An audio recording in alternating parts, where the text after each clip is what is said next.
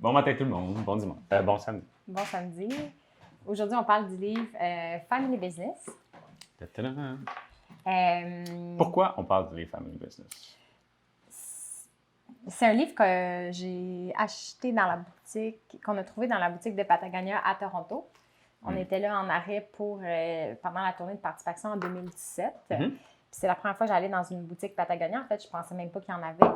Je pensais juste qu'ils vendaient dans d'autres magasins. Puis il y avait une section avec toutes sortes de livres parce qu'il y a d'autres collections sur l'histoire de Yvon Chouinard ou l'histoire d'entreprise. Puis quand je l'ai vu le titre, puis j'ai vu les premières images sur le dessus où on voit comme une petite fille pleine de peinture, un enfant avec son père qui ont l'air d'être au travail. Puis j'ai commencé à regarder les photos. J'ai tout de suite acheté. Ben, je pensais pas que tu l'avais découvert sur place. C'était vraiment dans un magasin. Oui, c'est ça. Je pensais que tu connaissais avant d'aller au magasin, mais c'est vraiment que tu l'as découvert. Il me semble, dans le magasin, je l'ai acheté. C'est ça qu'on dit, on adore la marque Patagonia. Mais il y a beaucoup de leur linge que, comme, soit on n'en a pas besoin, ou soit c'est pas notre style nécessairement, mais on veut tellement, comme, on les aime tellement. Fait que là, je me suis dit, OK, finalement, juste acheter un thermos, puis le livre, puis en tenant le livre dans mes mains, genre, j'ai commencé à lire, puis j'étais juste vraiment, vraiment reconnaissante que ce livre-là existe. Puis c'est pour ça que j'étais émue, genre, puis j'étais comme, OK, wow, c'est ça l'impact. D'un bon livre sur notre vie, là. Je vais réaliser que la seule chose que j'ai acheté récemment de Patagonia, c'est un frisbee.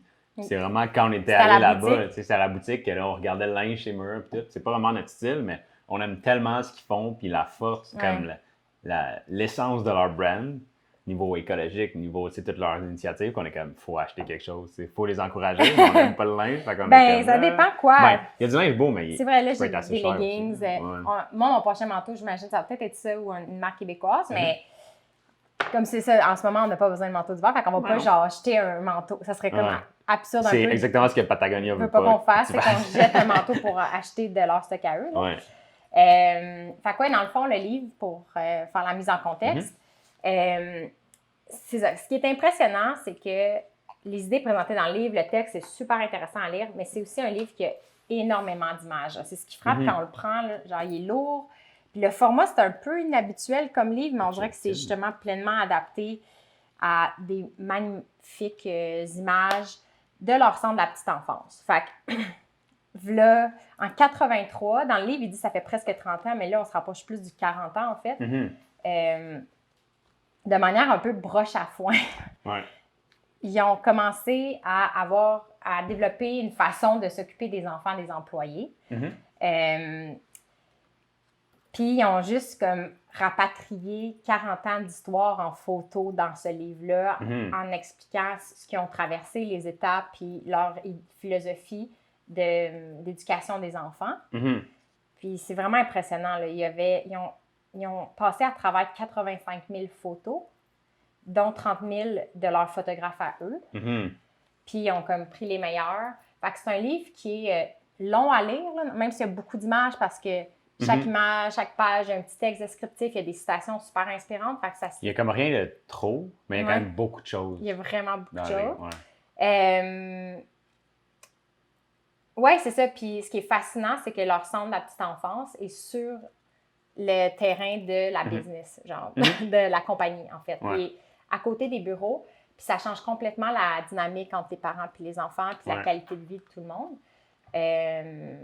Parce que les parents, mettons, sur leur heure du dîner, peuvent aller manger avec leur enfant. Ou comme s'ils veulent prendre un break dans l'après-midi, ils peuvent aller voir leur enfant, puis jaser un peu avec, puis retourner travailler après. Fait que ça devient très communautaire aussi, comme business. Puis, tu sais, moi, ce que je trouve particulièrement fascinant avec ce livre-là, puis c'est plus Vincent qui aime faire des projets, mais c'est de voir qu'initialement, l'idée initiale, c'était juste là, on a des employés qui ont des enfants.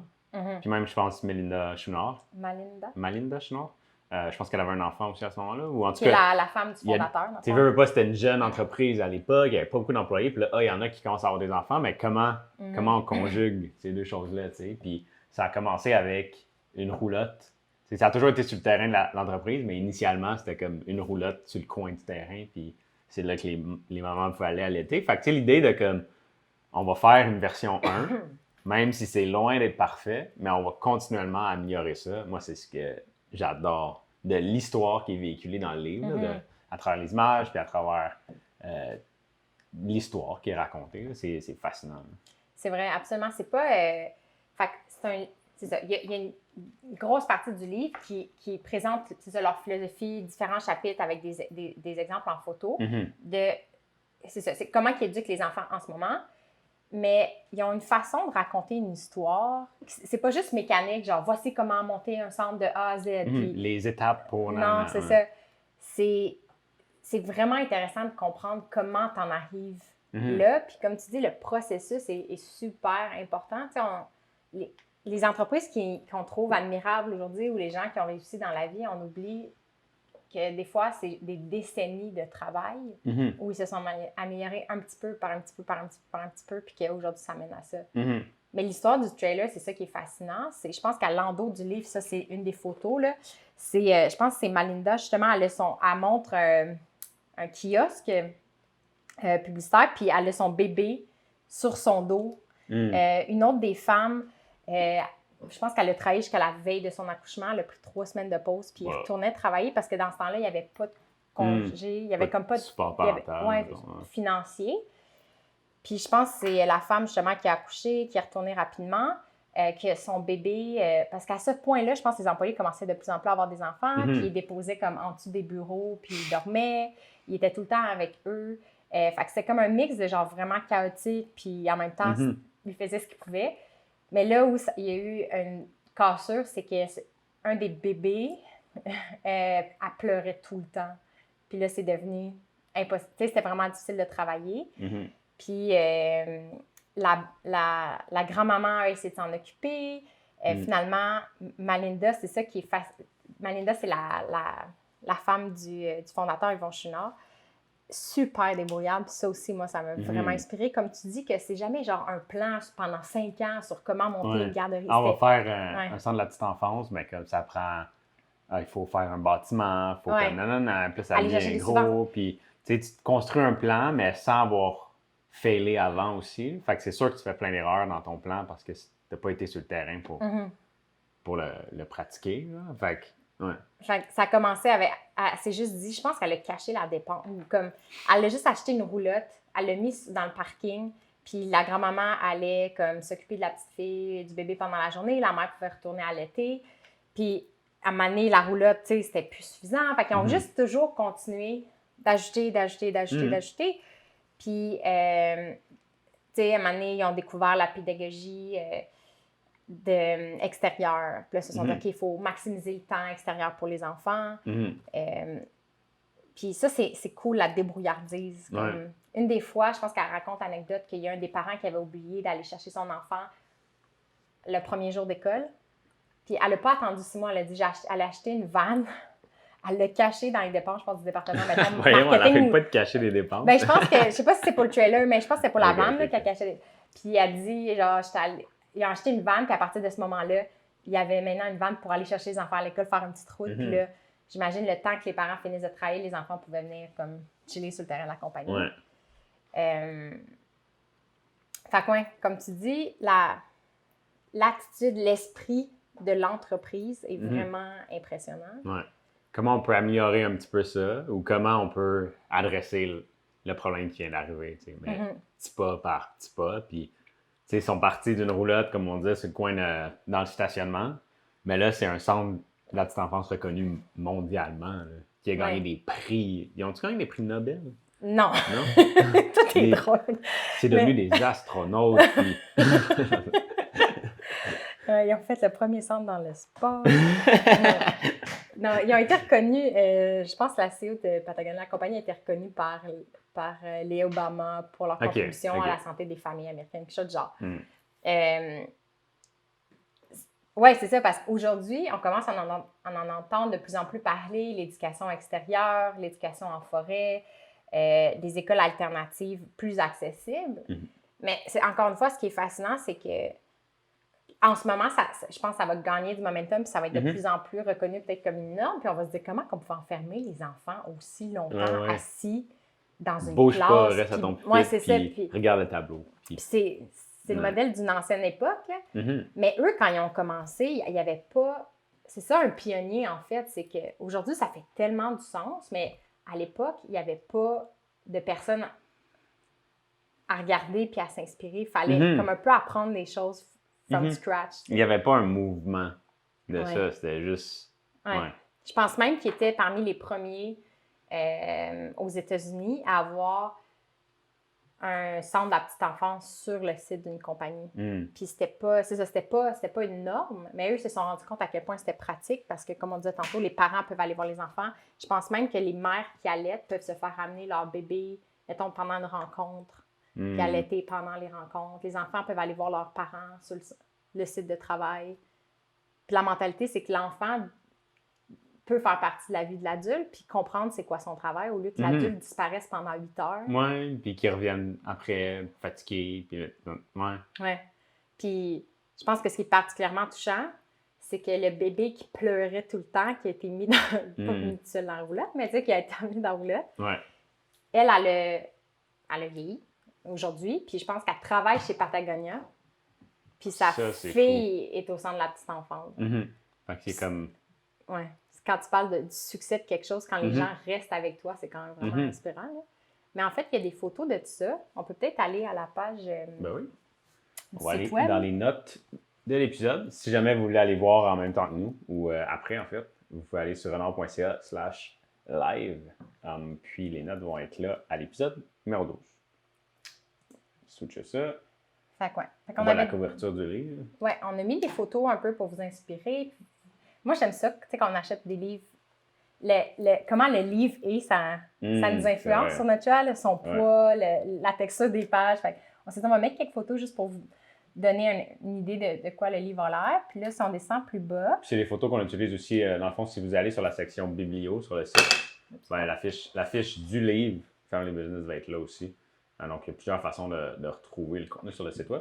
Mais donc, c'est les mêmes photos. Puis si on descend encore un petit peu plus bas...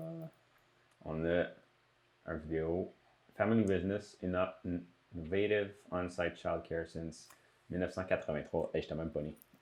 Non, c'est ça. Fait que dans le fond, ce qui est intéressant de Patagonia, c'est qu'ils ont vraiment une mentalité de partager la connaissance pour inspirer des personnes. Moi, c'est ça que j'aime d'eux. Leur but, c'est pas juste une vision compétitive de dire il faut qu'on soit les meilleurs, il faut qu'on soit les seuls. Eux, tu sais, la mission avec ça, j'ai l'impression que c'est devenu plus d'inspirer les gens puis de prouver à des dirigeants d'entreprise ou à d'autres personnes que c'est possible de faire ce qu'ils font. Fait qu'il y a ce livre-là qui est intéressant, mais il y a aussi toute une série, il y a comme 6 ou 8 vidéos que vous pouvez trouver sur YouTube de quelques minutes qui donnent un peu des idées clés du livre et qui donnent un peu la vibe du lieu. Fait qu'on a mis des liens si jamais ça vous tente d'aller voir. Là. C'est sur la chaîne YouTube de Patagonia. Puis si tu remontes au graphique, en fait, le livre commence au graphique. Oui, mais attends, il y a comme un bug avec ça. OK, on va faire la main. Ouais, ça cache, hein? On peut-tu enlever nos faces? OK, je vais fait que dans le fond... je vais éditer ça sur le fly. Poupi. Fait que dans le fond, c'est ça. Ils voulaient comme nous faire rêver en nous montrant tout ce qu'ils ont fait, mais le but, c'est pas de se dire « Ah, c'est ça, Patagonia, c'est les meilleurs, c'est inaccessible. » Au contraire, ils commencent les premières pages en montant un business case pour dire c'est pas juste des dépenses fulgurantes pour le bien commun, c'est même pour l'entreprise, il y a des avantages économiques qui fait qu'un centre comme ça coûte pas si cher. Genre. Fait que ça, c'est les stats que vous pouvez retrouver. Ils montrent leur structure de coût principale. Là. C'est assez... c'est vraiment global. Là. Puis ils expliquent que justement, en déduction, j'imagine, d'impôts et de taxes, le fait que les employés sont plus satisfaits puis restent à la compagnie, ça leur coûte finalement juste 9 % de ce que le centre coûte. Puis quand tu lis ça, c'est vrai que ça te donne l'impression de « OK, c'est accessible ». C'est le parfait équilibre entre l'humain et l'économique. Fait que pourquoi on le ferait tous pas? Genre? Ben oui. Puis, fait qu'on... Que c'est pas une dépense, c'est plus un investissement, en fait, que pratiquement. Hey, quand c'est rendu que les enfants qui ont grandi dans le centre travaillent pour ta compagnie ou travaillent pour le centre, c'est quand même fascinant. On parle même plus de roulement, rendu là, quand les enfants de tes employés travaillent par défaut pour toi tellement qu'ils t'aiment. C'est quand même fou. Ouais, fait que, tu sais, je pense concrètement, ce qui est. Tu sais, toi, quand tu l'as lu, c'était quoi, mettons, l'idée coup de cœur qui t'avait le plus marqué? T'en rappelles-tu? Ben, ce qui m'avait le plus marqué, il y avait. Pour revenir à nous, il y avait l'aspect risque. C'est rare qu'on voit le risque intégré comme ça dans le jeu des enfants, dans une garderie, tu sais.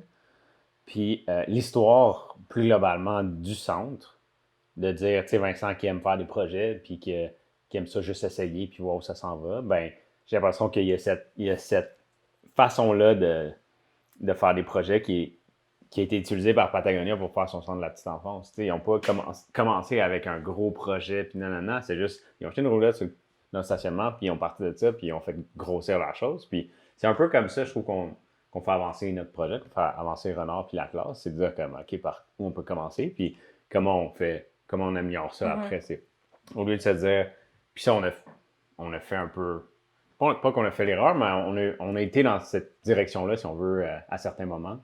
Avec Renard, de dire comme, OK, ben si on veut créer l'atlas du mouvement, ben ça nous prend notre propre plateforme, ça nous prend nanana, OK, ça va coûter 500 000 $. Puis là, à un moment donné, ça devient tellement gros que ça devient intimidant, puis tu mets ton projet de côté. Alors que si tu payes un montant de base pour juste un petit site web, puis tu commences à construire puis à prototyper, ben on le voit, là, plus ça avance, plus nos choses s'améliorent. Puis, tu sais, c'est un peu comme ça que le centre de la petite enfance s'est construit. Puis, de voir où ils sont rendus maintenant avec cette stratégie-là, c'est ça qui est cool aussi, parce que ça valide un peu cette façon-là de faire les choses qui n'est pas de.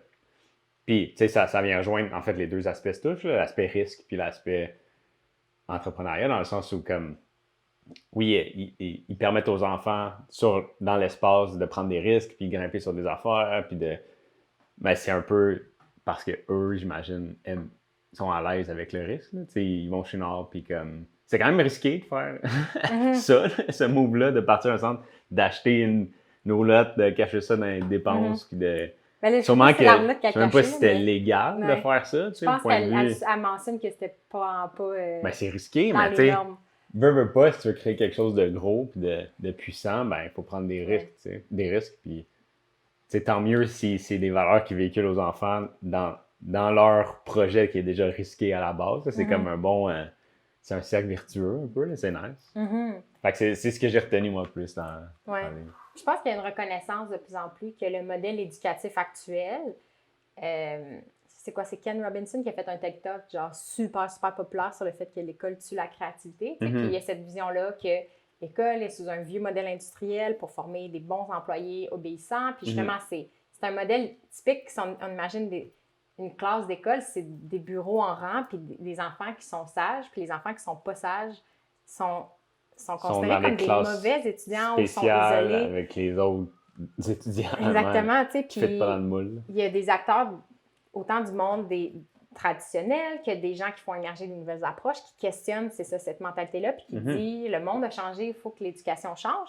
Puis c'est un modèle plus pour valoriser l'autonomie de l'enfant, puis l'aider à se développer dans ce qu'il aime, puis lui laisser l'espace pour vivre. Fait que moi, ce qui m'a rendu, c'est ça, le plus ému, c'est vrai, comme j'ai dit, qu'est-ce qui m'a carrément fait pleurer, mais c'est que c'était de voir autant d'images. Pour vrai, là, si vous avez besoin d'un boost de motivation, ben, pas de motivation, mais comme... D'inspiration. Là, puis d'amour, là, comme... Regardez ce livre-là, parce qu'il y a tellement de belles images, puis des images genre d'archives, puis des images de leur catalogue, puis leur catalogue, c'est toujours des scènes de la vie réelle. Comme... Ouais, c'est ça, c'est vraiment notre genre de photographie aussi, là, de dire... C'est pas stagé. C'est pas stagé, puis c'est juste un photographe qui a passé quasiment 30 ans là, puis qui a pris des photos. Je sais pas si c'est le même, mais... C'est exactement le même, puis il a gagné un prix Nobel. J'aime comment tu dis des choses avec tellement de confiance, je suis peut-être pas, c'est ça être un gars, Marco. Mais, tu sais, oui, OK, c'est peut-être plusieurs photographes, mais il y a quand même eu ce rôle-là. Quelqu'un a occupé ce rôle-là pendant des années, puis il a pris des photos. C'est ça, d'observer, prendre des photos quand les enfants jouent, puis ça a l'air full anodin. Mais quand tu mets ça dans l'histoire du livre au complet, puis du centre au complet, ça devient magique. Là, ça fait qu'à chaque fois qu'ils expliquent une idée, ils ont une image, on dirait, pour l'appuyer puis le montrer en réel. Là. Puis, fait que comme, moi, une des images qui m'avait le plus touchée, je l'ai mis dans la page de notes, là, c'est la petite fille qui est remplie de peinture. Là. Je sais pas si tu veux la montrer. Ah oui. Il y a Louis Tessier qui fait dire beau chandail. Ah! Marie-Claude. VTC, c'est un ami de la balle molle. Puis j'ai un chandail du club école de balle molle que j'avais parti pendant 2 étés avec des amis du parc. Puis on s'était fait des petits t-shirts. Elle le porte encore fièrement. Donc, cette photo-là, c'est bien ça? Ouais. Les gens ne la voient pas encore. Non. Donc, c'est ça, c'est la fameuse photo qu'il y a dans le livre qui m'avait beaucoup marqué. C'est d'une petite fille en bobette ou en bas de maillot de bain qui est comme les pieds dans le gazon, pleine de peinture. Ouais. Tout sale, tout dégueulasse. Puis, c'est ça, c'est à l'époque où Renard, c'était comme beaucoup adressé aux familles. Puis, je ressentais une certaine nostalgie de notre enfance à jouer dehors librement. Ouais. Puis que là, on lit des statistiques où le jeu libre est un peu en voie d'extinction parce que les enfants, d'une partie, il y a les écrans, mais nos environnements bâtis sont boring parce qu'ils deviennent trop sécuritaires. Les enfants sont toujours sous surveillance. Fait que ça limite un peu la liberté, puis la liberté d'expression aussi de l'enfant. Puis quand tu parles d'inspirer aux enfants un peu la philosophie de la compagnie, c'est si tu veux développer l'esprit d'initiative, à mes yeux, tu ne peux pas enseigner juste l'obéissance, puis dire à l'enfant, voici le cadre, rentre dedans. Puis une autre chose qui m'avait marqué de ce livre-là, c'est qu'il disait, si, mettons, un enfant va perpétuellement briser ou déconstruire ce qu'un groupe d'enfants fait, au lieu de le chicaner en disant c'est mal, c'est de lui créer un coin où l'enfant peut démolir ou défaire des choses. Parce que peut-être que lui, il a une passion de déconstruire puis d'essayer de comprendre comment les choses marchent ou juste de se défouler, tu sais. Puis on dirait que ça m'a libérée de dire, au lieu de catégoriser des comportements, puis ça, c'est comme pas juste pour des enfants, là, mais même envers moi-même, au lieu de dire ça, c'est bien, ça, c'est mal, d'amener un petit peu plus de nuances, puis d'écouter comment on sent, puis d'essayer de comprendre pourquoi, genre. Puis peut-être que ça fait, tu sais, je dis n'importe quoi, mais peut-être que cet enfant-là va découvrir une passion de la mécanique, puis va démonter des moteurs pour comprendre comment les moteurs marchent. Genre, c'est ce qui est quand même intéressant au lieu de lire dans un livre comme c'est quoi un moteur, tu sais. Mais... ça revient, tu sais, l'image, c'est... Je peux revenir à l'image, mais c'est un peu ce qu'on disait aussi avec peut-être la mentalité de projet, de comme... Si tu veux faire des projets cool, il faut que tu te salisses les mains. Ouais. La petite fille est sale jusqu'aux cheveux. Ouais. Fait que c'est un peu ça, tu sais, qu'est-ce que ça l'enseigne à l'enfant aussi, puis même aux parents qui voient ça, puis comme, OK, mais tu sais, si tu veux faire de quoi si tu veux suivre l'inspiration divine à l'intérieur de toi, ben comme, il va falloir que tu te salisses les mains, puis ça sera pas un processus qui va être très ordonné. Mais c'est plus d'harmoniser, puis là, ça prend du chaos, puis de l'ordre. Ouais. Je pense que ce qui est marquant aussi des enfants dans le livre, c'est quand tu parlais d'accepter le chaos aussi, c'est que je pense qu'à partir d'un certain âge, l'enfant peut décider comment il s'habille. C'est à moins qu'il fasse super froid dehors ou qu'il pleuve, genre l'intervenant ne va pas se manger, puis les enfants peuvent se promener nu-pieds comme ils veulent. Puis c'est ça, on dirait comme des enfants sauvages, genre. Tu sais, comme on dirait qu'il y a quelque chose de... Genre, on ressent vraiment la liberté qu'ils ont d'être eux-mêmes, puis les photos, c'est justement un peu chaotique. Les enfants sont sales, les enfants sont mal habillés. C'est pas comme des petits kits de linge qui doivent rester propres. Puis je pense que quand on a cette vision-là de nos choses, puis qu'on impose à l'enfant oui, il faut qu'il fasse attention à ses affaires, mais que son linge est plus important que l'amusement, ben c'est là que ça devient un petit peu problématique puis contraignant, tu sais. Fait que c'est comme... C'est sûr que les enfants sont quand même bien habillés parce qu'ils ont du linge Patagonia, mais comme ils ont l'air... Le linge a l'air d'être au service de la personne et non pas... Ouais, c'est vraiment ça. Puis c'est comme ça que la compagnie a commencé, en fait, là. De créer des objets. Yvon Chouinard a commencé avec des trucs d'escalade, puis il a créé une collection de vêtements comme graduellement, mais il créait toujours des choses que lui-même et ses amis avaient besoin pour aller faire du plein air. C'est comme eux les premiers clients en premier. Oui, ils n'essayaient pas de comprendre ce qu'une niche qui n'était pas eux essayaient d'avoir. C'était plus comme, ils créaient des choses pour eux. Puis ils vendaient autour de lui, puis à un moment donné, ça grandit. C'est comme d'assumer qu'il y a des gens comme toi qui existent, puis de juste... si tu crées quelque chose qui est parfait pour toi, ben il y a quelqu'un ça va être parfait pour quelqu'un d'autre aussi. Ouais.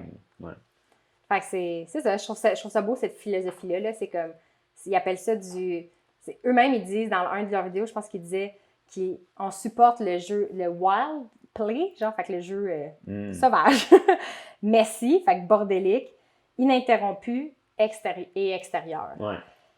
C'est ça. Fait que les enfants peuvent être nu-pieds, puis c'est ça, c'est comme, ce qui m'avait saisi, c'était quand tu vois des enfants faire leur sieste dehors. Puis une des citations dans le livre, c'est tout ce qui peut se faire à l'intérieur peut être fait dehors. Puis c'est niaiseux, mais à ce moment-là, genre, j'avais pas autant lu sur le jeu extérieur puis l'éducation en nature. Puis ça a vraiment créé un déclic dans ma tête, là, de dire, ouais, pourquoi est-ce que beaucoup de nos vies en ce moment se passent à l'intérieur? Puis on fait du plein air on the side, encore une fois, on divise les choses. Et comment est-ce qu'on peut plus réintégrer notre vie avec la nature sans besoin de juste aller en forêt, mettons, mais tu sais. Puis on dirait que ça m'a donné la permission de déconstruire les choses puis de dire, qu'est-ce qu'on peut faire dehors maintenant? Nous-mêmes, comme adultes, c'est vrai, on a dormi sur un balcon un été, puis je pense pas que j'aurais eu l'idée si j'avais pas vu ça dans ce livre-là. Bon, ça peut paraître bizarre. Ça peut paraître bizarre de dire on a juste dormi sur un balcon, mais c'est un été où là, on a une air climatisée dans la pièce où on dort, ce qui aide vraiment beaucoup, surtout cette semaine, là, parce qu'il faisait 40 degrés. Mais avant d'avoir cette air climatisée-là, qui a été donnée par ma soeur, merci Joanie, on n'avait rien, il faisait extrêmement chaud un été. Je pense qu'on avait la mono aussi, est-ce que cet été-là? En tout cas, on filait pas, il faisait chaud. Fait qu'on s'est dit, tu sais, comme en dedans, il n'y avait juste pas de circulation d'air, puis on étouffait. Fait qu'on s'est dit, c'est dommage qu'on soit pas en camping. Puis là, c'est comme, qu'est-ce qui nous empêche de dormir dehors? On a un balcon en arrière. Super weird. J'ai jamais vu personne d'autre faire ça à Montréal, mais c'est comme, qu'est-ce qui nous empêche de le faire? Puis fait qu'on s'est fait un espèce de nid dehors. Puis même là, c'est vrai que c'est encore plus graduel. Je pense qu'une soirée, on s'est fait une soirée cinéma. Fait qu'on avait juste comme été sur le balcon pour une activité qu'on fait normalement à l'intérieur. Puis là, un soir, j'ai dit, OK, on va dormir sur le balcon. Puis c'est qu'on est tellement déconnecté de la nature. Moi, je savais même pas que la nuit, la température baisse. Même quand on a dormi sur le balcon, je me disais, c'est le fun, il y a du vent. Mais c'est comme récemment, depuis qu'on prend nos marches à 5h30, à 6h le matin, que tu te rends compte que même des journées de canicule, il y a certains matins où c'est frais, puis on est vraiment bien. Même hier, j'ai vraiment mal dormi hier, donc je me suis réveillé assez tôt. Puis il devait être 4h du matin. Je suis juste allé sur le balcon en arrière, puis il faisait frais. Mais tu sais, la journée, il fait 40 degrés en ce moment. Mais il faisait frais la nuit. Fait que tu sais, si on n'était pas enfermé dans une pièce, on serait au frais. Même quand il y a des canicules, tu sais. Fait que l'humain, c'est ça qu'on s'est rendu compte quand on parlait des lits, puis la chambre à coucher, puis comment on peut repenser comment on dort. On a inventé toutes sortes de patentes pour recréer des éléments finalement naturels. C'est-à-dire comme là, on a une air climatisée qui amène du frais, qui amène de l'air. On a le soir une ampoule qui fait de la lumière plus orangée parce qu'il y a certaines luminosités que dans un environnement naturel, tu n'en aurais pas à cette heure-là, puis ça te garde éveillé, là, la lumière bleue. La lumière bleue. On a notre cadran comme imite le lever du soleil, puis la sonnerie, c'est des petits oiseaux. Il y a même des gens qui s'endorment avec des bruits de grenouilles ou de. Fait que notre cadran. Tu sais, c'est pas une lumière qui allume puis des oiseaux qui font comme c'est tranquillement, il y a des petits oiseaux qui commencent à chanter. Puis tranquillement entre le moment où dans les 30 minutes précédant le moment de l'alarme, la lumière comme gagne en intensité progressivement. Fait que c'est vraiment plus naturel si on veut. On dirait que le corps, tu sais, comme des fois je me réveille puis là le cadran est comme, ça fait 2 minutes qu'il s'allume, puis la lumière est full douce, mais là, la pièce commence à s'éclairer un petit peu plus. Puis pour le moment, moi, je trouve que ça fait une différence. Ça, que de se réveiller avec une toune raide, puis que tu finis par genre un gros bip, puis genre tu te lèves comme si t'avais un spring. Ouais, c'est ça. Puis il y a comme une partie, comme quand j'ai commencé à rassembler, comme on rassemblait ces petits objets-là, tu sais, on a aussi eu à un moment donné un diffuseur d'huile essentielle que j'aurais jamais pensé avoir, mais là, tu mets de l'odeur de sapin. Tu sais, comme.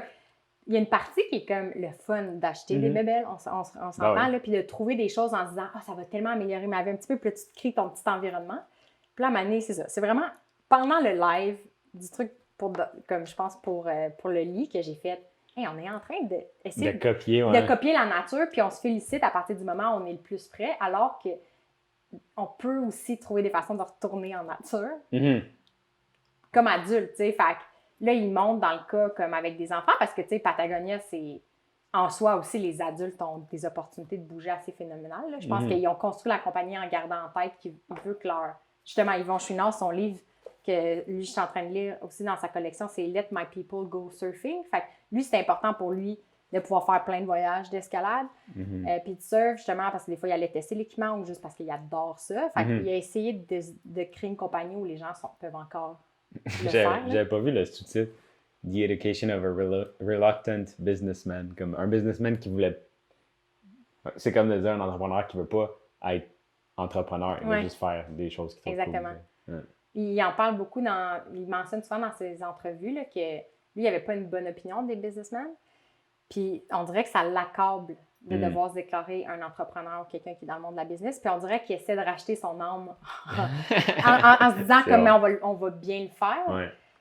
Puis c'est ça, il y a des moments où il pensait, mettons, vendre, prendre sa retraite et tout, puis qu'il a décidé de continuer en disant, OK, bien ça, on est pour faire, si on n'est pas continué, on va le faire vraiment comme du monde, puis on va repousser les limites constamment de comment qu'on peut s'améliorer pour mieux prendre soin de l'environnement. Ouais. Puis.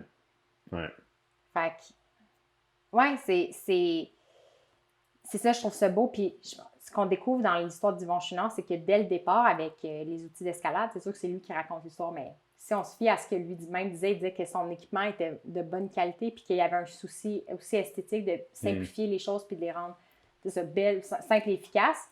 Puis c'est comme beau de voir que quand tu as des valeurs vraiment, vraiment fortes puis que c'est pas l'argent qui gagne tout le temps, il faut un bon système financier là, dans une entreprise, mais quand c'est pas l'argent qui gagne tout le temps, mais que c'est juste un outil pour réaliser des projets, si tu as des valeurs fortes, ça finit par insuffler tout ce que tu fais. Puis c'est ça qu'on retrouve dans le centre de la petite enfance. On dirait qu'ils vont pas à moitié, genre ils vont all-in, puis c'est comme tu dis, un esprit d'expérimentation. Ouais. Puis un partage des idées, là. Si je comprends bien, ils ont accueilli des stagiaires, en fait, comme ils veulent partager cette pédagogie-là. Le but, c'est pas comme, juste la garder. Le but, c'était pas que ce soit rentable. Non, c'est ça. C'est que ce soit awesome. Là. Ouais. C'est là que ça devient cool, tu sais, parce que ça a sûrement été un trou à argent pendant longtemps, d'où les statistiques qu'on montrait plus au début. Là. Il fallait qu'ils prouvent que c'était pas un trou d'argent. Que si ça fait en sorte que les employés deviennent comme, comment dire, qu'il y a une passion, la passion des employés envers la business grandit encore plus, puis ils partent plus jamais, puis leurs enfants travaillent là, ben c'est pas un trou d'argent. Comme même chose que quand on parle de brand, ou tu sais, des compagnies qui font des moves, qui brûlent l'argent, qui utilisent l'argent, on peut dire ça comme ça, sans en faire, mais ça vient montrer le core value. C'est la meilleure façon. Tu sais, c'est beau d'écrire son core value sur son site web, mais c'est des moves comme ça qui prouvent que c'est vraiment important pour toi. Tu sais, c'est pas juste du blabla. C'est comme... j'écoutais des entrevues avec Tony Hawk, qui est une légende du skateboard. Puis encore une fois, on dirait que c'est ça l'histoire qu'on imagine les gens qui ont du succès aujourd'hui. Tu sais, je fais même pas de skateboard, là. J'ai jamais regardé, mettons, les X-Games, whatever, mais je savais qu'il était une légende. De nom, là, Tony Hawk. Puis, tu sais, j'écoutais des entrevues, puis j'étais là. En plus, il a l'air tellement gentil. D'ailleurs, Louis a poké tantôt, je trouve que mon ami Louis a fait un truc. En tout cas, puis c'est encore là, lui. Ressemble à Tony Hawk. Ben, dans la vibe, puis là, je pense qu'ils sont grands, puis même, en tout cas. Fait des kickflips aussi. Mais tu dis, tu penses que c'est une ligne droite sa vie. T'es comme, il a commencé à en faire, il devait être vraiment bon, puis il n'a juste jamais arrêté. Tu sais. Mais tu te rends compte en lisant les histoires d'entrepreneurs ou de gens de haut niveau qu'il y a réellement eu des moments d'espoir, genre de désespoir, où tu sais, comme où les choses ne marchent pas, où tes projets à faillite, que tous on vit, puis il y a des personnes qui vont choisir d'arrêter à ce moment-là, puis il y a des personnes qui vont continuer, puis j'ai l'impression que c'est quand tu as une vision ou une mission plus grande que toi, ou juste un amour de ce que tu fais qui fait que tu continues. Puis Tony Hawk, c'est ça. Tu sais, il a commencé, si je me rappelle bien, comme assez jeune, là, comme à 12 ans, il commençait déjà à se faire remarquer. À l'adolescence, c'était chez les pros. À 17 ans, il s'achetait une maison puis une voiture. Puis il s'est rendu compte qu'il voulait, tu sais, comme que c'était vraiment facile de se laisser distraire par les parties puis toute la richesse, mais que finalement, son amour du skate a gagné puis il a décidé de rester focus parce qu'il voulait pas juste être un football. Mais à un moment donné, il y a eu une vague où le skate, ça a eu des vagues, là. Puis c'est comme une deuxième vague où le skate était rendu moins populaire. Puis ses redevances, puis ses commandites, genre, faisaient juste diminuer. Puis à un moment donné, il y avait comme, je pense qu'il a dû vendre sa maison, il a déménagé dans plus petit. Il mangeait des sandwichs de beurre de peanut, puis il dit, je faisais des gigs dans des endroits, tu sais, pour 100$ pour montrer du skate. Puis il disait, genre, j'aimais juste tellement le skate. Il dit, tu sais, encore aujourd'hui, je pense que là, il est dans la cinquantaine, mais il fait encore du skate. Puis c'est tellement beau juste de voir quelqu'un qui aime ce qu'il fait. Puis que tu sais que s'il n'avait pas aimé ça, il dit, j'ai réalisé, justement, quand tu te fais dépouiller de tout, là, c'est un peu des histoires, des métaphores d'énormément de religions dans le monde ou ben, même le Bouddha, non? C'est pas, en tout cas. Oui, il est allé aux deux extrêmes, comme puis, l'extrême richesse et l'extrême pauvreté. C'est quand tu te ramasses avec plus rien que c'est un peu une page blanche pour te reconstruire ou pour identifier ce qui est essentiel. Puis c'est comme Tony Hawk, ça a fait j'aime assez ça pour continuer, même si je fais pas d'argent pour ça. Puis à partir de ce moment-là, ça doit être tellement puissant, là, comme cette clarté-là de dire ça me rend heureux, puis je continue, tu sais. Puis éventuellement, ça l'a repogné, puis là, il est comment... Tu sais, c'est ça, à chaque décennie, il faisait encore des trucs nice que moi, j'adore, là, quelqu'un qui est capable de... qui a une passion comme fulgurante, mais qui est aussi comme... qui est tellement enraciné qu'il reste en santé, puis il reste motivé, puis... Fait qu'Yvon Chouinard me faisait penser à ça, parce que quand tu lis l'histoire, justement, il y a des moments où ça va pas si bien, mais tu sais, comme...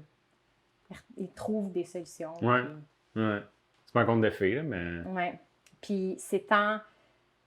Je pense que c'est une autre chose que j'adore aussi de l'éducation en ce moment, de certains modèles éducatifs, de réellement offrir à l'enfant la possibilité de se tromper, de prendre des risques. Tu sais, tu vois des enfants dans les photos qui grimpent aux arbres, dans des petits murs d'escalade installés un petit peu partout. Puis ils expliquent comment... Puis tu sais, pour des gens qui sont dans le domaine de l'éducation, j'imagine que c'est peut-être pas nécessairement nouveau pour vous, mais pour moi, mettons, qui n'avais jamais lu ce sujet, ça m'a vraiment, genre, aiguillé sur même comment interagir avec un enfant qui dessine. Pour pas inculquer déjà en lui le fait qu'il y a des choses bien, pas bien, belles, pas belles, puis il faut que ça ait une certaine forme.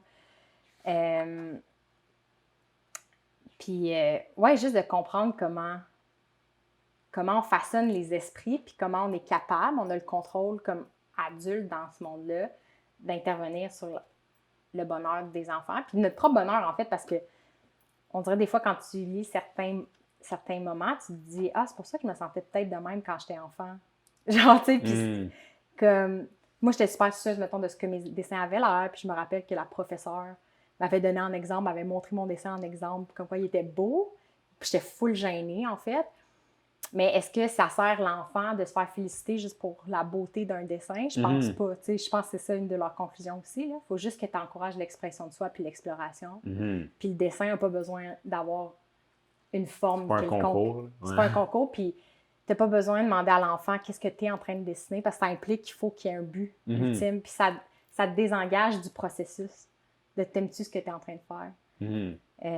Puis une autre chose qui tu sais, ils disent que, je pense, je sais pas, il me semble que c'est vrai qu'on n'en voit pas, là, mais ils n'ont pas de cahier à colorier, parce qu'encore une fois, ça amène l'enfant à devoir dessiner dans le cadre préétabli du cahier. Reste entre les lignes. Reste entre les lignes. Choisis une couleur. Ou d'avoir des bricolages de voici ce qu'on va créer aujourd'hui, puis la job de l'enfant, c'est de répliquer ce qu'il voit. Se rapprocher le plus possible de au lieu de créer from scratch. Puis moi, c'est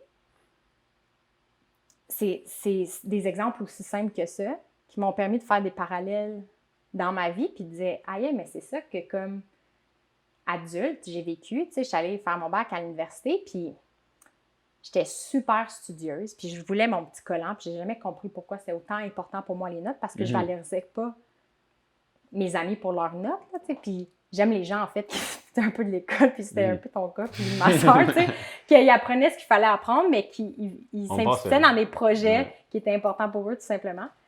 Fait que j'ai jamais compris mon obsession de vouloir une bonne note, mais j'ai réalisé que l'école, c'est ça, même rendu jusqu'à la maîtrise, il y a un plan de cours, il y a un plan de match, tu peux avoir les PowerPoint de chaque séance avec toutes les références, il y a une structure, puis tu dois rentrer dedans. Puis je pense qu'il faut ça dans un certain cadre pour recevoir une certaine connaissance. Puis genre, je suis reconnaissante de l'éducation que j'ai eue au VOR. Je pense que j'ai eu des belles années à l'école. Je n'étais pas quelqu'un qui détestait l'école, mais j'ai réalisé qu'après ça, quand on est entrepreneur, c'est plus pareil. Genre, c'est plus... Il y a une finalité que tu dois répliquer ou que tu dois... Tu sais c'est quoi la finalité? Tu as un calendrier, des objectifs clairs. Le prof te dit... telle section de ce travail-là vaut pour tant de pourcents. Puis là, tout est décortiqué. Puis là, comme entrepreneur, c'est comme le vide total. Il n'y a pas nécessairement de calendrier. Selon les domaines, tu sais, s'il n'y a pas comme des saisons qui rythment ton travail ou des événements clés qu'il ne faut pas manquer, il n'y a pas de calendrier, là. Fait que le rythme, il vient d'où, tu sais? Les contraintes viennent d'où, puis... Oui, puis dire comme... Un peu comme tu disais tantôt, oui... Mettons dans un atelier de bricolage, tu peux faire « OK, voici le résultat final », puis il faut que tu te rapproches de ça. Mais en entrepreneuriat, c'est une image qui est plus dans ta tête. Là. Puis des fois, c'est comme des émotions, puis c'est comme comment... Il n'y a pas de quoi que tu peux juste copier. C'est comme... Ouais. Ou tu peux le faire, mais je pense pas que c'est ce qui crée des entreprises légendaires. Ouais. Ou tu sais, pour prendre l'exemple de l'école aussi un peu, tu sais, un examen, ben, il y a des questions, puis les réponses sont connues, mais en entrepreneuriat, les réponses sont pas connues nécessairement. Tu sais, il va y avoir des questions, puis c'est plus comme on va essayer ça. Puis des fois ça marche, des fois ça marche pas, tu sais. Fait que ça, ouais, c'est ça. Ouais. Je pense que c'est facile des fois de regarder une histoire en rétrospective puis de connecter les points, tu sais, pour ouais, dire, c'est ça. Ouais. ben oui, c'est évident, ça, puis ça, puis ça, puis ça devient une histoire comme tellement glamour, là, de dire comme, tu sais, Yvon Chouin raconte que quand il faisait son camping, il dormait pas de tente, puis je pense que c'est la première tente qu'il a eue à 40 ans parce qu'il aimait mieux dormir comme dehors, dans le fond, là. Tu sais, c'est tellement comme, ça peut tellement devenir glamour, puis cette image-là d'un rebelle, puis... Mais, tu sais, il y a des moments où, quand tu devais être dans sa vie, ça devait peut-être être vraiment stressant, là. Tu sais, comme... C'est glamour parce qu'on sait où ce qu'il est en ce moment puis ce qu'il a accompli. Exactement. Mais s'il est encore dans un parc pas de tente, ben comme, ça serait un bum, là. C'est ça. Fait que quand on regarde en arrière, même sur notre propre vie, on est comme, ben oui, ça fait du sens, puis ça m'a mené là. Mais quand t'es dans ta vie, t'incarnes ton corps puis ton quotidien, dans le moment réel, tu sais pas tout le temps où tu t'en vas, là. Puis c'est de le figure out, tu sais. Puis justement, comme avec Renard, en ce moment, un sujet qui m'intéresse vraiment, vraiment beaucoup, c'est le design actif pour les maisons. C'est comment on peut créer des environnements, comment... Ça, c'est reconnu en design en ce moment, en urbanisme. Nos environnements influencent nos comportements. Fait qu'il y a un mouvement pour amener plus de pistes cyclables, repenser les parcs, repenser des zones publiques, en faire des lieux plus rassembleurs, communautaires, etc. Puis il n'y a pas encore cette réflexion-là pleinement dans la maison, comme un lieu stimulant et non pas juste comme un lieu de confort ou de propreté. Ouais, ben tu sais, veux pas, c'est un lieu intime. C'est dur pour une compagnie de rentrer, de dire aux gens, hey, tu pourrais changer ta chambre à coucher, ou comme, tu sais, c'est très personnel. Ben, je pense que les réflexions sont juste pas rendues là encore, tu sais. Mais ça s'en va là, nous. Ouais. On le voit. Puis je pense que c'est pour ça que le livre Family Business m'a touchée, c'est que c'était comme... Il n'y a pas un livre en ce moment qui s'appelle Design actif pour les maisons pour faire bouger les gens et les enfants de manière libre. Genre, tu sais, ça existe. Ça existe pas en ce moment, ce livre-là qui est comme la Bible puis qui va répondre à mes questions. Fait qu'il faut qu'on construise cet univers-là.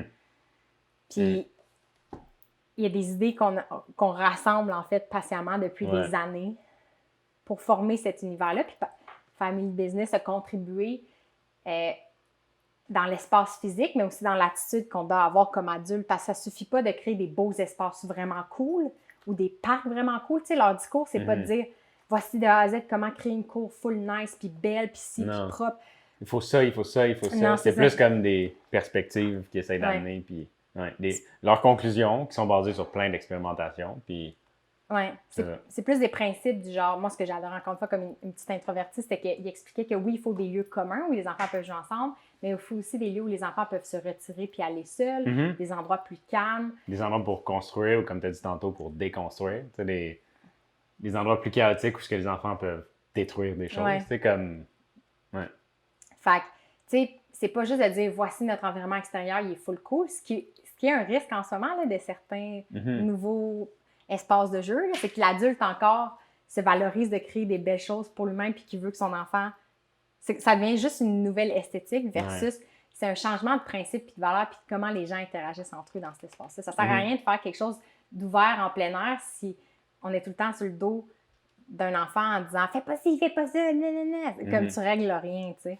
Fait que justement, il y a une section sur les environnements puis il montre comme selon l'âge de l'enfant quel genre de trucs il fait, mais c'est toujours des photos lifestyle où on voit l'environnement avec des vrais humains dedans. Là. C'est pas des photos de catalogue, c'est ça qui est cool. Ouais. C'est vraiment des vraies photos. Là. C'est du photojournalisme. Oui. Puis, fait que, un petit gars qui... Puis j'ai l'impression que, tu sais, le photographe ou la photographe qui était là, devait tellement être là souvent que les enfants le voient plus. Tu sais, c'est fou là, de voir à quel point ce photographe-là est près des enfants, puis les enfants sont naturels. Puis, tu sais, pour avoir fait des photos d'enfants, comme dans différents contextes avec des familles ou des trucs comme ça, ben c'est des choses qui étaient quand même dures à faire parce qu'un enfant va pas te faire, surtout si t'es un gars, je veux dire, comme un gars de 6 pieds 3 comme moi, ben t'approches d'un enfant, il est comme intimidé, mais c'est beau de voir à quel point ce photographe-là a réussi à aller proche puis montrer le quotidien de l'enfant puis l'essence de l'enfant qui prend photo. Ouais, je pense qu'un de tes gages de succès à toi, c'est squattes beaucoup, fait que tu te ramènes, tu te rapetisses un petit peu. Vrai. Puis je pense que tu as vraiment un cœur d'enfant, puis les enfants, genre, deviennent tes amis, là. Comme tu joues, tu interagis un petit peu avec eux, pas à 100% parce que tu prends aussi des photos puis tu observes, mais je pense qu'à un moment donné, les enfants deviennent plus gênés de venir vers toi ou de te parler. Ou... Ouais. Genre, je pense qu'ils sentent que t'es pas malveillant. Ouais. Puis il y a une ouais. confiance qui se bâtit. Ouais. Mais j'ai pas peur d'avoir l'air stupide, je pense. Puis les enfants, ils Je trouve ça drôle. trouvent ça drôle. Tu sais, ouais, surtout ça. Là. Ouais. Faire des niaiseries. Là. J'ai ce rôle-là un peu en tant que mononcle. Là. Le mononcle niaiseux. T'es one of them. Fait que ça brise le « Ah, c'est un adulte sérieux. Ouais. Tu sais, Moi, je pense pas que tes neveux nièces te voient comme un adulte. Hey boy! Penses-tu? Non. Est-ce qu'on regarde la petite vidéo? Ben, 2 minutes, je trouve je présenterais peut-être juste ce qu'on a trouvé, qu'on a aimé, genre. Ou tu veux le montrer en vidéo? Moi? OK. Moi, je le trouve vraiment bon. OK. On va vous montrer ça. Il est quoi? Il est 2 minutes? 2 minutes et demie, peut-être? Ah, on a le temps. C'est bon. Ça sera pas bien long. Faire ça de même. Puis... On va se faire disparaître. Ah, ça a bougé. Ah non! Ah! Ça marche pas bien aujourd'hui. Ben, je sais pas pourquoi. On dirait qu'ils ont fait un update sur le truc qu'on utilise. Attends. OK. Puis là... Dernier essai. C'est ma dernière chance? Ouais. OK. OK, on va faire ça de même. On va l'amener là.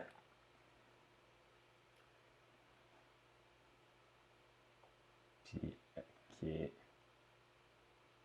Dans le fond, je pense que ce que je vais faire, c'est que je vais le muter parce qu'on va l'entendre dans le micro. Anyways.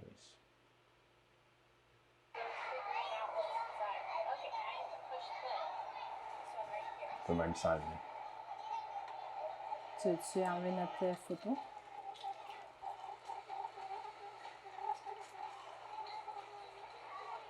Ouais. Ah non, ça va. Ça marche OK. pas. Ben, la vidéo est vraiment cool.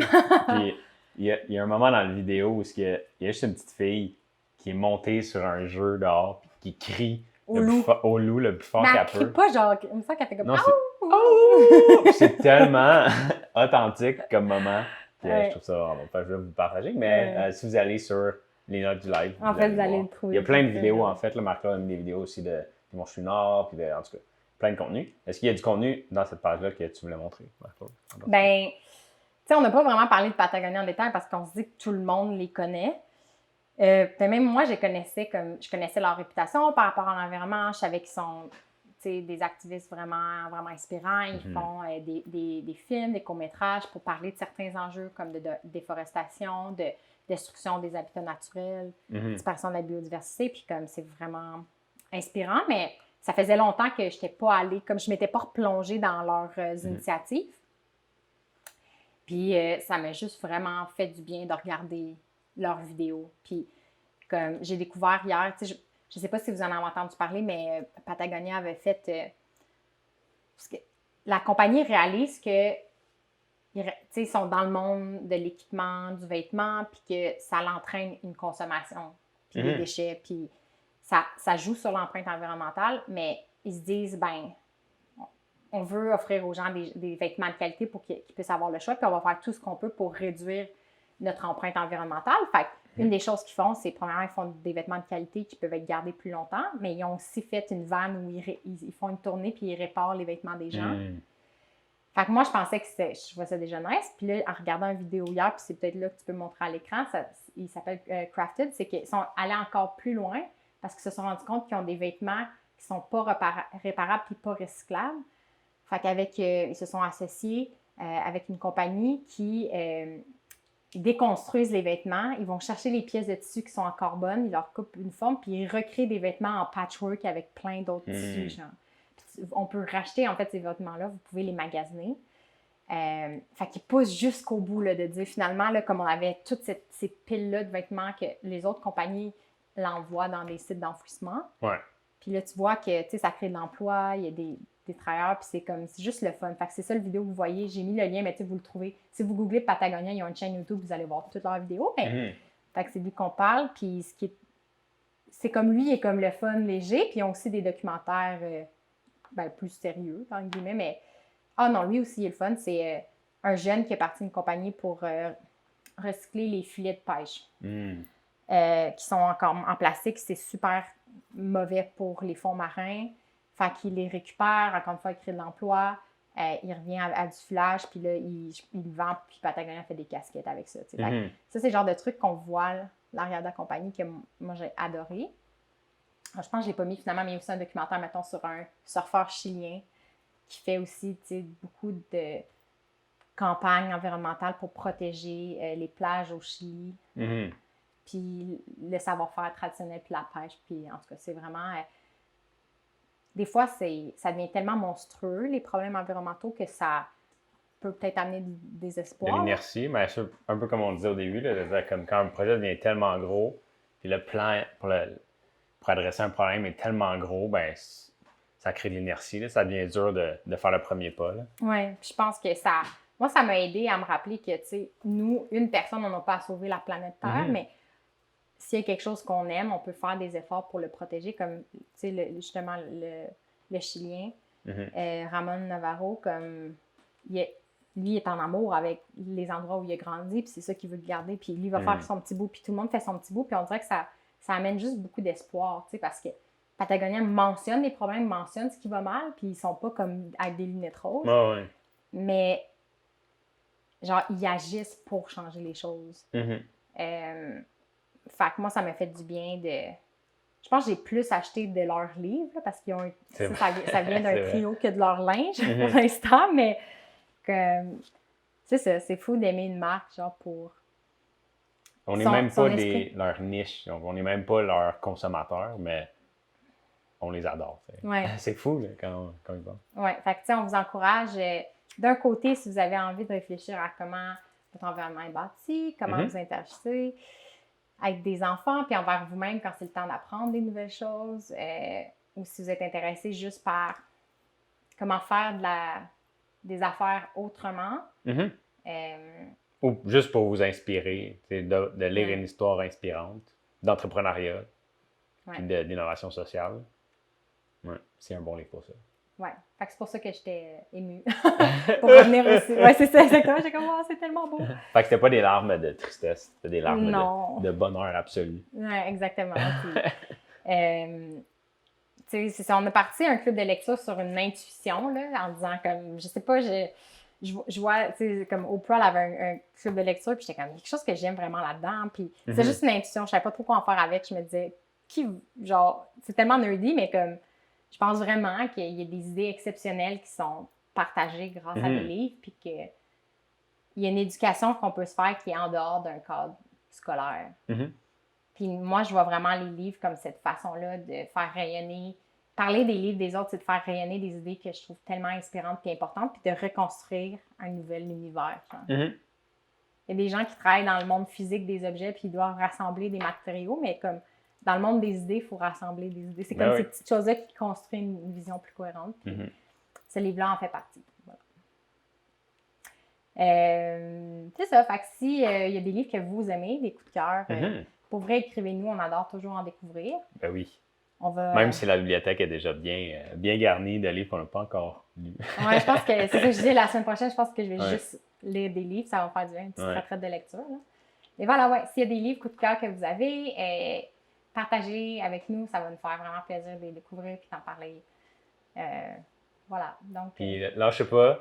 Il y a un orage qui s'en vient. Bientôt, il va faire plus frais. Je suis tellement en ce moment. Donc, on se voit la semaine prochaine, samedi prochain. On ne sait pas encore le thème, mais sûrement qu'une semaine de lecture non-stop va nous donner plein d'idées pour ce thème-là. Donc, on se dit à la semaine prochaine, tout le monde. Bon samedi.